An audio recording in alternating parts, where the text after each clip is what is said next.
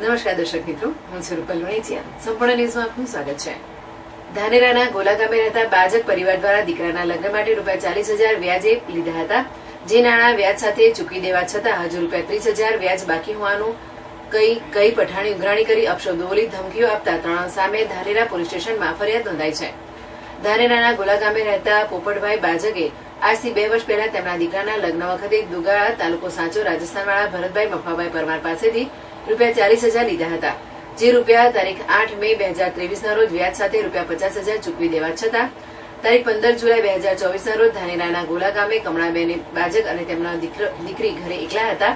તે સમયે તેમના ઘરે ભરતભાઈ પરમાર, જબરાભાઈ પરમાર અને શરણભાઈ પરમાર રહેઠાણ ત્રણેય દુગાવા તાલુકો સાંચો રાજસ્થાન મોટરસાયકલ ઉપર આવી અને ઊંચા અવાજે કહેવા લાગેલ કે મેં આપેલ નાણાંનું ₹30,000 વ્યાજ બાકી છે, તે આપી દો. જેથી કમળાબેને કહેલ કે તમારા નાણાં વ્યાજ સાથે તમને આપી દીધા છે. જેથી વ્યાજખોરોએ કહેલ કે વ્યાજના ₹30,000 લેવાના બાકી છે તેમ કહી અપશબ્દો બોલી જાનથી મારી નાખવાની ધમકી આપી હતી.